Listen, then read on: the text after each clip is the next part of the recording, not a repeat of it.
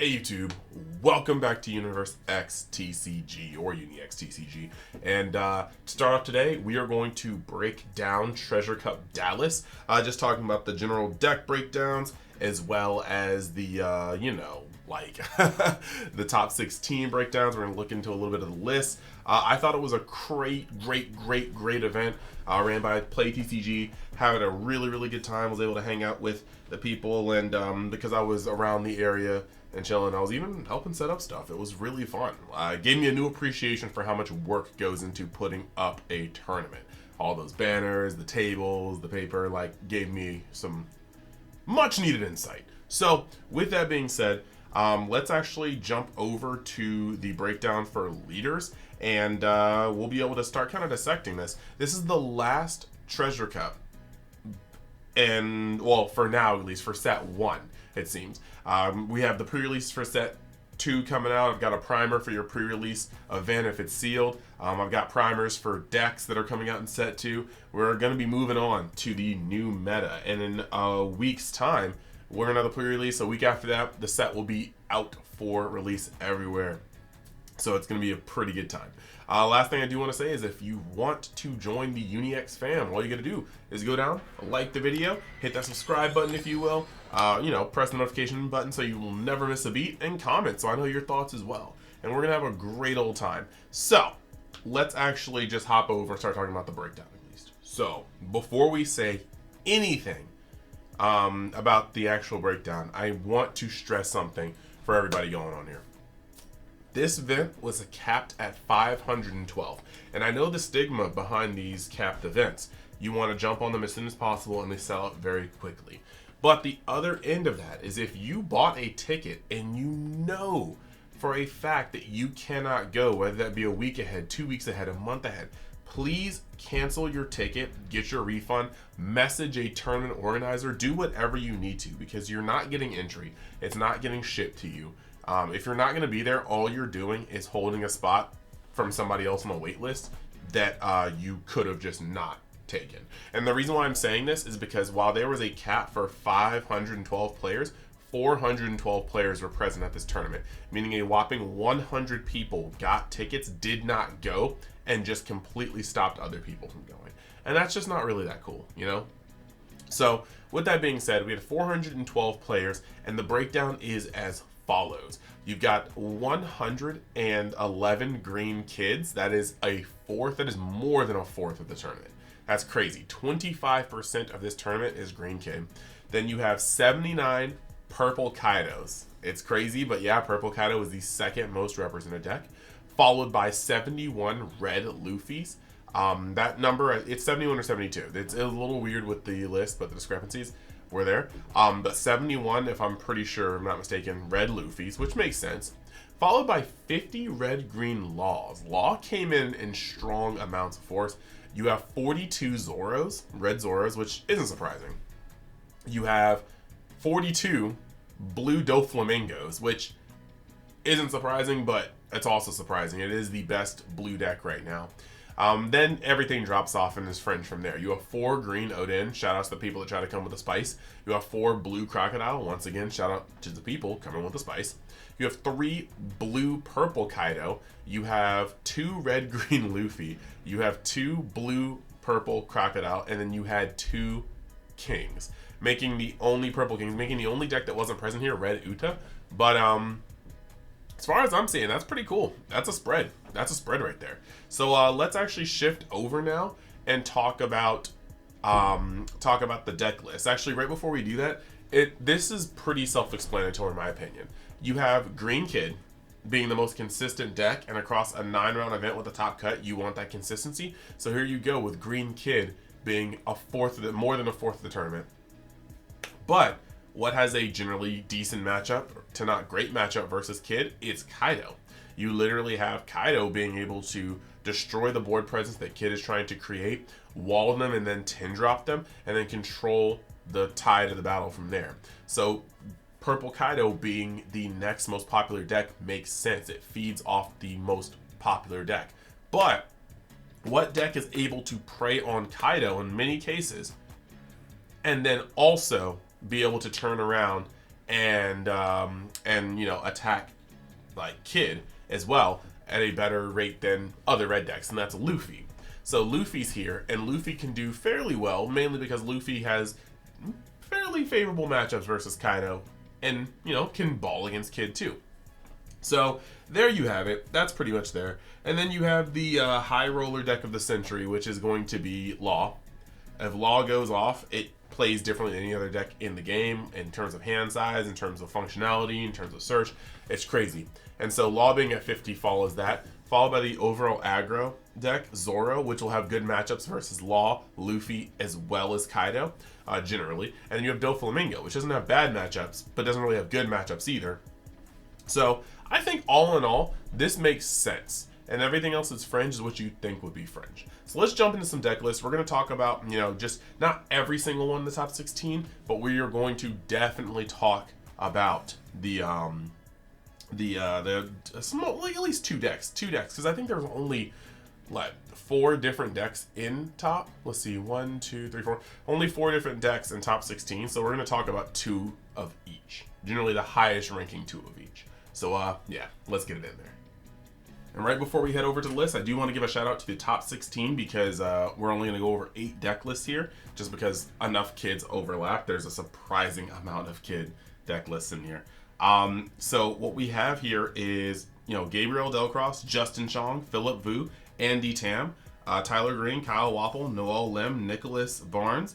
We got Matthew Chapman, Michael Classel, Michael Perry, Troy Pocklington, Shane Early, Paul 14, and Anton Vigil, and Eric Quintana. So literally we got the top 16 there. Like I said, for everybody that battled it out, congratulations. And I just wanted to say that you guys rock. On top of that, I do want to congratulate the judge staff. The event was ran smoothly, and a lot of people were working together in just really, really good tandem to get these side events as well as the main event rolling. Everything was crisp. One-day events could very much so be stressful, but I think it was handled wonderfully. Past that, getting into the top 16, we have actually it's the top 16 is pretty streamlined at this point, right? Like what we have here are we have 2 Luffy decks. We have 2 Law decks, we have 2 Kaido decks, and we have 9 Kid decks. So you can kind of see the top 16 is a fair amount of stackage. But let's actually talk about those lists. We'll start from bottom, we'll go to top, so here we go. All right, so here we have a 9th through 16th list. This is Eric Quintana's Law list. For the most part, things are pretty standard. We're just going to roll through it real quick. We've got max copies of Otama, Chopper, Beige, Bonnie, Nami. Only 2 killer blockers. That stuck out to me a little bit with the 4 Cat Viper, so that's interesting. 4 Brook, 2 Izo. We got 1 killer, 2 Robin, 3 Zoro, 4 Law, that's staple, 2 Luffy, and then you've got 2 starter Law, that seems very techy, 1 Basil, 3 Jet Pistol. So this is this list. There's not a lot of defense here. I mean, you have the 4 blockers plus the 4 Law blockers. Sorry, you have the 8 one-drop blockers, 2 killer blockers, and then the 4 Law blockers. So you've got that. 3 Jet Pistol, opting not to play Radical Beam in this one. How many 2Ks do you have in here? 1, 2, 3, 4, 5, 6. 6 2Ks? Okay. Oh, sorry, plus Otama, so 10 2Ks. All right, I can see that. And you can kind of use them and then bounce them back to your hand, so that's pretty tight. But yeah, this one seems to be a little more aggro, like moving towards the offense because you've got the Law going in there, the starter Law. But let's move over to the other Law deck. This Law deck is also in 9th through 16th place. Noel Lim, I believe he traveled into the States to play this Treasure Cup. So, hey, thanks for coming abroad, man. And you've got Otama at 4. You've got Tony Chopper at 4. Beige at 4. Bonnie at 4. Nami at 4. Attack Gordon. And I love Gordon. Gordon is just able to get a lot of work done in conjunction with cards like Robin and Jet Pistol. Only 3 Cat Viper here. No killer blocker, period. 2 Brook. 3 Izo, 2 killer for more on-play destruction, 4 Robin for that board control, 2 Zoro, 4 Law blocker, 2 Luffy, 2 8-drop Kid, 3 Radical Beam, and 3 Jet Pistol. So this deck has a little bit more in terms of defense, while you don't have the 2 killer blockers, and you go this deck list went down on the amount of beige. So sorry, it's 3 beige, not 4 beige. What you are seeing is the 2 8-drop kids in order to try to lock out game, plus radical beam. So this deck is going to have a little bit more of a wall late game. Still like it though. Moving up, now you're going to another 9 through 16th. You've got Michael Classel. Shout out. This is one of the gentlemen I played. You'll hear about that later in my tournament report today, like 2 hours from now if you're watching this on release. Yeah, it's a pretty solid list. You got like 4 of each 2-drop blocker, 2 Sakaki, 2 Jack. That's just going to, when attacking, take away cards from their hand. You have the 4 of the Ramp Jack, 4 Ulti, 4 Jack, 4 X Drake, 4 Queen, 4 Babanuki, just to have that vanilla beatdown. 4 of the 6-drop King, 3 of the 7-drop King, 3 of the 9-drop Kaido, and 2 of the Wrath Kaido with 2 Blast Breaths and 4 Onigashima. I can tell you from first-hand experience, this deck's ratios allow it to curve off really well. Either that or it was just the high roll. But I believe in our match, his first turn was, second turn was Onigashima. That's tight. His following turn was Queen. His next turn was, I believe, it was like double blocker, if I'm not mistaken. And then afterwards, he hit me with another Queen. He hit me with a 6-drop King. He hit me with a 9-drop Kaido, another 6-drop, or a 7-drop King. And I was able to clear everything but the Kaido and the 7-drop King. But it's just, he was able to just keep rolling. So these ratios are doing something. So shout out to him. Moving over to the next Kaido. This Kaido actually, got its top 16 match down, so it snuck into top 8. So you have Anton, Vigils, Kaido. You've got, again, 4 of each 2-drop blocker. This time 4 Sakaki, but it's really just a 2K. You got 3 Ramp Jack, 3 Ulti, 4 X Drake, 4 Queen, 4 Babanuki. So both of them ran 4 Babanuki, so I guess they're on to something. 4 6-drop King. This one only opted to play 1 7-drop King. 2 of the 7-drop vanilla. That's kind of crazy. And then you've got the 9-drop Kaido at 3, along with the 10-drop Kaido at 3, with Blast Breath at 3, and of course Onigashima at 4. So some minor tech changes. This one's a little heavier on the vanillas, but you also do have more Blast Breaths in this one by 1. Both of these decks did opt to not play a full amount of Blast Breaths, so that's interesting because most people were considering that a 4 of. So, sorry. This is what I missed. I forgot to reconstruct Kyle's list. So, you have Kyle Wapple. Most of you guys should know the name because he has the most iced out Straw Hat list of all time. This site doesn't allow you to know it, but he plays a Zero Luffy, and all these rarities are as followed. So his list, if I'm not mistaken, is card for card the last list he played. We have a very similar list, but no, he's got 4 Tama, 4 Chopper, 4 Robin. He opts to, Nami. He opts to play 2 Bartolomeos just to have extra blockers, 4 Gordons because it resets the hand. It's a 2K. We got 4 Sanjis, the do. Robin, nice board control. Zoro's more rush. Luffy's more rush. Ben Becky. You got 4 Shanks. I think 4's a little heavy, but hey, it works for him. And it's a really good card. 4 Shanks. 3 Radical Beam. 2 Red Hawk. 4 Jet Pistol. I think that's just the extra lineup of choice. TBH. I don't really like Round Table. But no, that's that. Dude managed to hit another top cut. Didn't quite make it to get another Zero Luffy. That would have been the goated one. But hey. Next, going into the next list, what we have here, and let me zoom this in, is 3rd/4th place. We got Mr. Chong. This is actually a pretty similar list. I mean, you've got 4 Otama, 4 Jet Pistols, 4 Nami, 4 Gordon, 4 Sanji, 4... Actually, the only difference here is that instead of playing the 2 Bartolomeu blockers, there's an extra Beckman and an extra Red Hawk. So very similar list with a choice to forego those blockers in exchange for Gum Gum Red Hawk and another Beckman. I respect it. Moving into the top 2, you've got the runner-up, Nicholas Barnes. He is playing Kid, shocker. And what you have here is pretty standard as well. 3 Momo, 3 Beige. I think now that Deval put 3 Veggie in there, everybody's like, you know what? Let me just free up this space. 4 Bonnie, 4 Killer 2-drop blocker, 4 Nekamamushi / Cat Viper. You know, you got 4 Scratch Mapu, 4 Izu, 4 Raizo, 3 Raizo, 3 Okiku, 4 Law, 2 X-Drake, 3 Basil, 1 7-drop Kid. Interesting.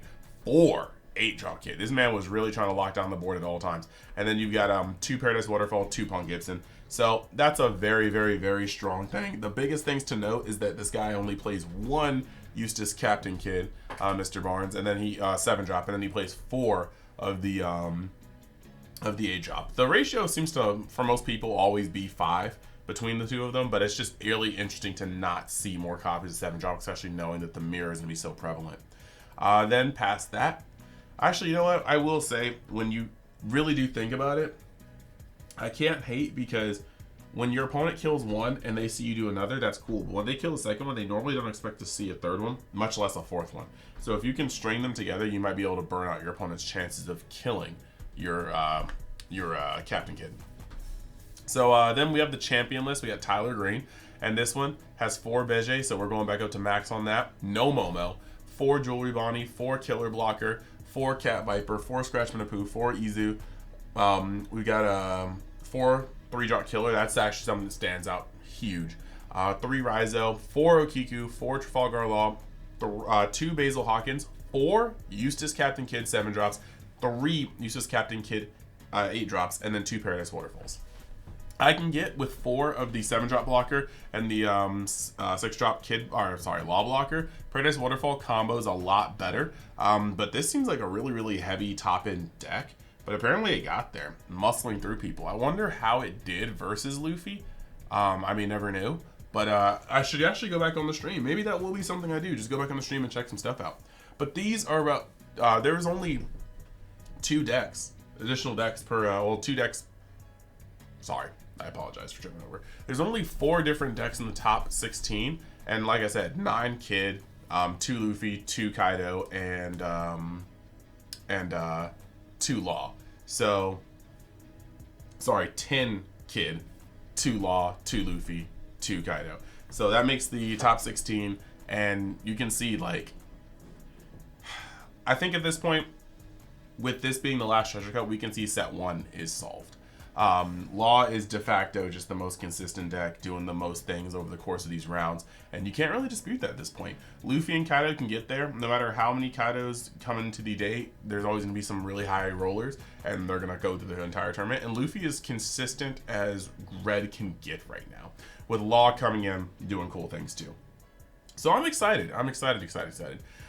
So yeah, let's just actually go over to the closing and tie this video up. So, with that being said, I think it's safe to assume that set 1, the meta is pretty much solved, you know. You can see that with the layout, especially with the top cut, the cream of the crop has risen to the top. Kid being the most consistent is doing its thing. The most notable thing about this top cut is there was no blue in top 16. Like, not a single blue deck made the distance. One of my losses, he was at top tables for most of the day, and eventually, like, just lost 2 times at the very end. And I think it was like, well, he might have been X3, he might have lost 3 times. But, like, it's just that when it comes down to it, I don't think blue just, like I said, blue doesn't have any great matchups, doesn't have necessarily bad matchups, but it can get walled pretty hard by 8-drop Kid if you don't curve out hard enough. And this game still has a lot of variance. It's not like you're searching out those Mihawks or those Dofis or those Virgos to curve as hard as you could be. So that's pretty interesting. But this is kind of a nice little bookend to the set 1 meta. We don't have any more set 1 events unless you're just talking about your locals. Pre-release events are within 5 days. The set's going to be released in another week and a half, and then we're going to be moving on to online regionals, in-person regionals, new locals with set 2 involved. And so we get a chance to solve the meta all over again, because we all know that global did not have the same Japanese meta, and I think that's a good thing. So I'm excited. I hope you guys are excited. We got a lot more One Piece to play, and for everybody that likes other card games on this channel as well, we got Dragon Ball videos coming up this week. We're going to try to get some more Battle Spirit stuff in this week. It's going to be a very, very hectic time, and then I've got some cool announcements to make a little later. So very, very exciting. Very, very happy to be doing all these things, and I am so happy for your support. This channel's been growing crazily, and I'm going to keep the momentum going and keep providing you guys with content you love to watch. So thank you guys, and I will see you guys in the next video. Later.